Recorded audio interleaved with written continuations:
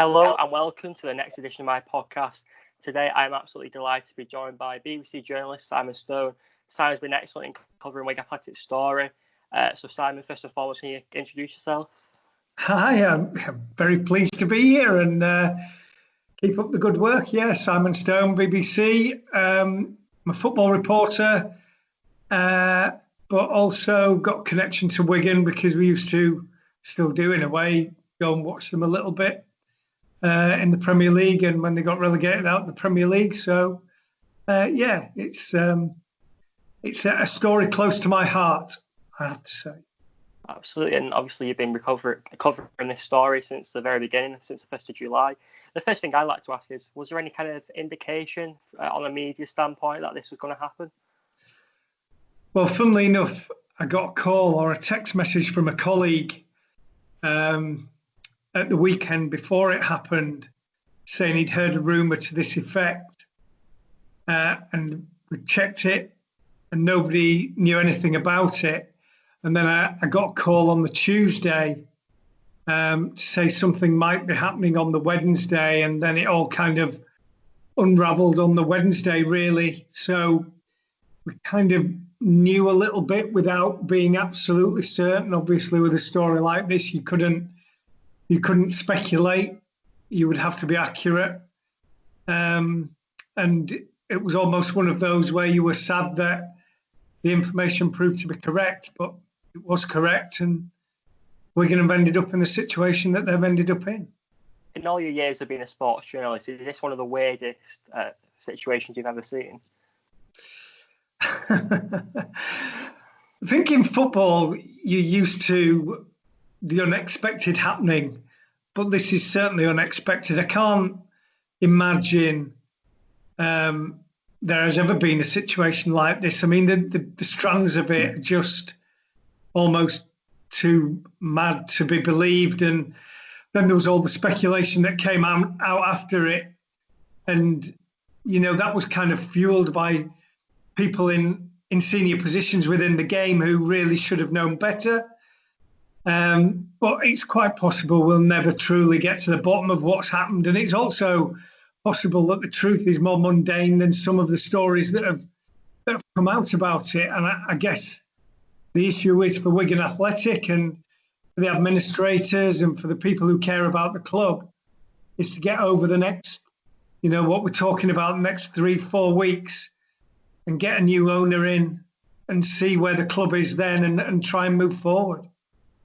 Absolutely. It's very imperative the next few weeks for Wigan Athletic fans, but I'd like you, if it's possible, to give a bit of a rundown of what's happened over the last few weeks, because obviously it's really important that fans aren't kept in the dark about a situation like this. Yeah, well, I mean, it's fairly straightforward in the sense of what we all know. There was a change of ownership, and then within the change of ownership, there was a change of percentage of shareholdings, and then the club was put into administration. And then from that moment, you have a straightforward legal situation whereby the administrators are brought in. There's 3 guys there, led by Gerald Krasner, who's very experienced in football, and they basically run the club. And so you've got people like Jonathan Jackson, who has obviously been around the club for many, many years, has a lot of expertise, but really he's not running the club, and that happens overnight. There's no kind of bedding in period, and as I understand it, Jonathan, even though he didn't have to, has stayed around and is offering advice.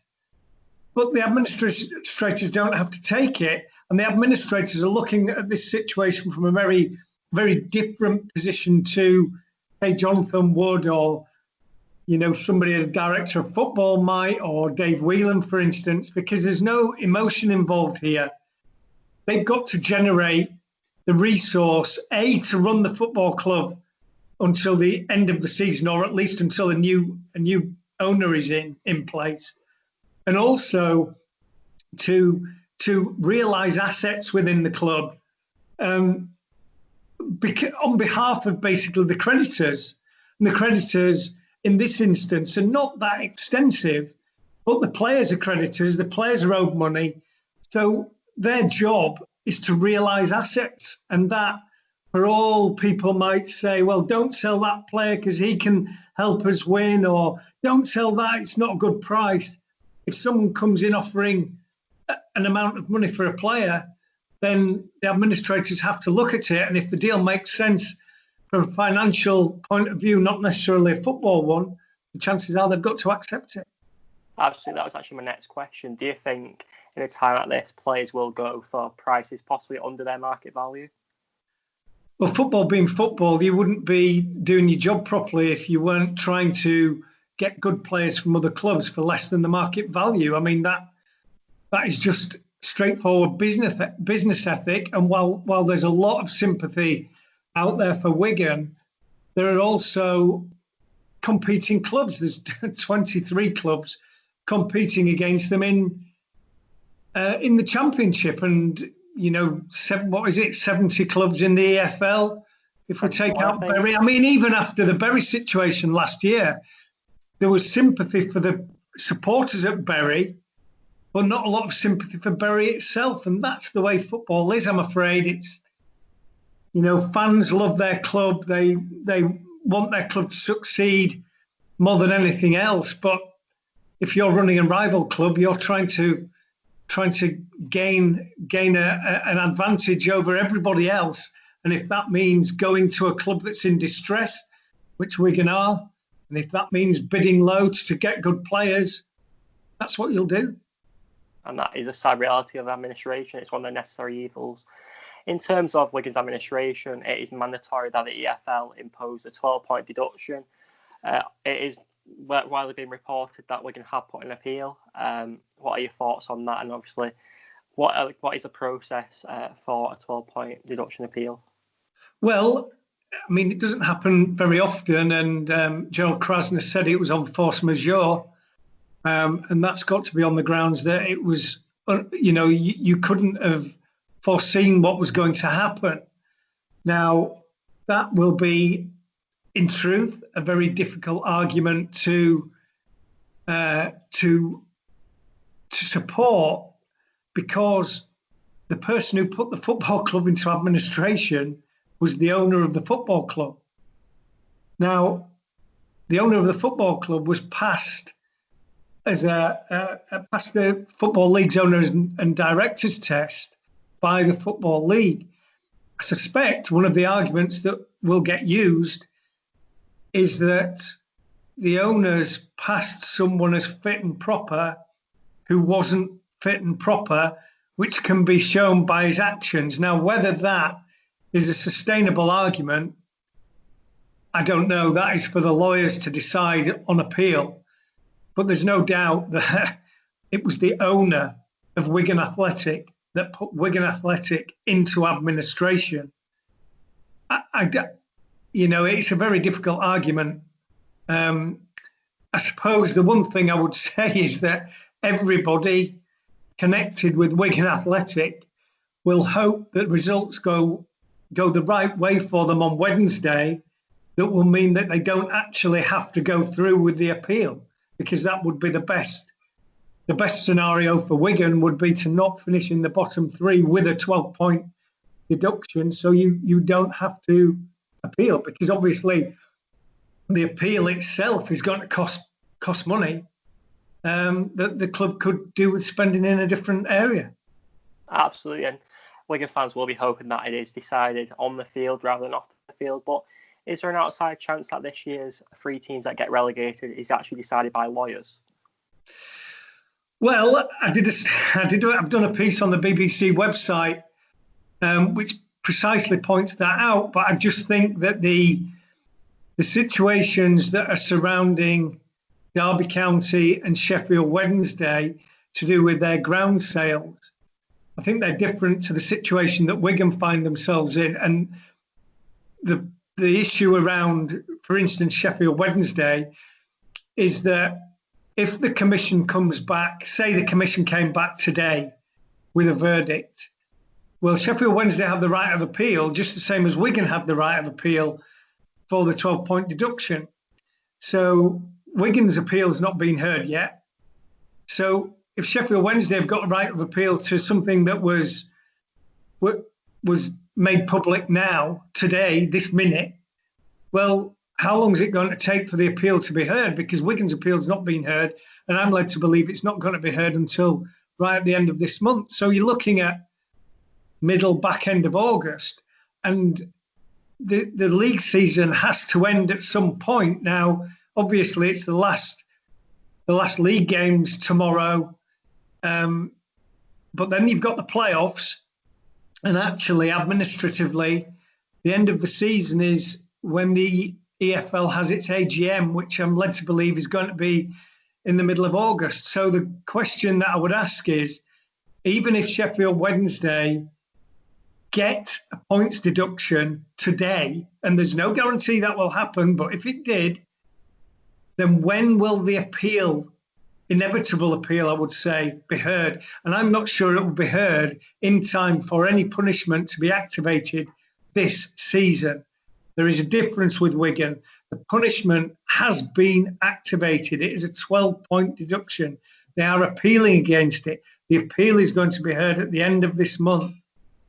That means that we'll get a decision before the end of the season, which means that as per the EFL regulations, because Wigan have not finished in the bottom three, any punishment will be imposed this season.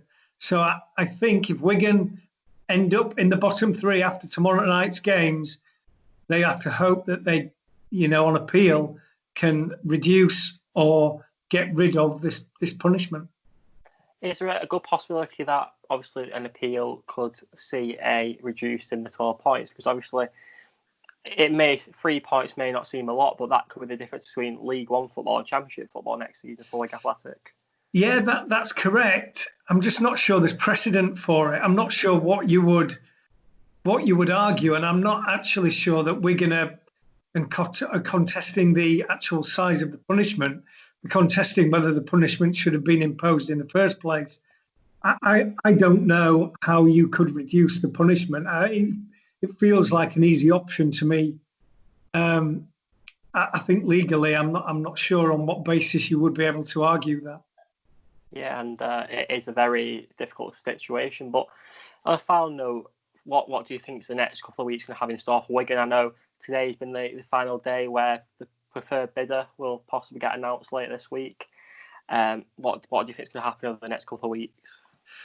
Well, all the information I've been getting from the administrators has been positive. It was mildly positive even when they took over, just because the situation seemed so utterly bizarre. And the fact is that Wigan has been proved to be a well-run football club. I don't know if that's right. They've been diligently run. The problem with saying it's well-run is that, like many, almost all the clubs in the Championship, they're a loss-making organisation. And this is what put Wigan into the issues that they find themselves in. They were waiting for a cheque from the owner. The cheque never arrived. So that is not a well-run company that is relying on a cheque from its owner to sustain itself. It's symptomatic of the business. But I think, unlike certainly many Championship clubs, but many Football League clubs, they don't have a huge list of creditors. And I don't think the administrators have found out a labyrinth of paper trails and issues to be dealt with, maybe in the way that they found at Bolton, for instance, or, most other football clubs that administrators go into. So I think they've been reasonably confident for a while that they would be able to find an owner. Again, their job is to find the owner who will pay the most money for the creditors, basically. So that doesn't necessarily mean that, a Wigan fan who's been to every game for 20 years and has got some money would necessarily get the club over another overseas owner. It's an issue that that Wigan find themselves in. They have to almost rely on the administrators and hope that the people who are putting in bids are credible, and whoever emerges is credible as well. So there's an element of risk there. We're going to an issue of, I guess, due diligence, or preferred bidder status would allow that person to get more information about the company, to lodge a bond, and then hopefully by the end of the month have everything ticked off that would allow him to go to, or her to go to the EFL and hopefully pass their fit and proper persons test. So you've got that situation. Clearly, the most immediate matter for Wigan fans, I would think, certainly for Paul Cook and the players, is this game tomorrow, and they need to win the game, basically. They need to win the game and hope that neither Charlton nor Luton, or both, win their game, and that would allow them to finish outside the bottom three, which would stop the worry about relegation, which would stop the appeal, and allow the administrators, with a degree of certainty about the future direction of the club, to go ahead with negotiations with a preferred bidder. And that, I guess, is where we are. And clearly by Wednesday night, we'll know whether that's happened. Probably by early August, we will know whether any appeal has been successful. And by the end of August, Wigan Athletic fans should know who their new owner is.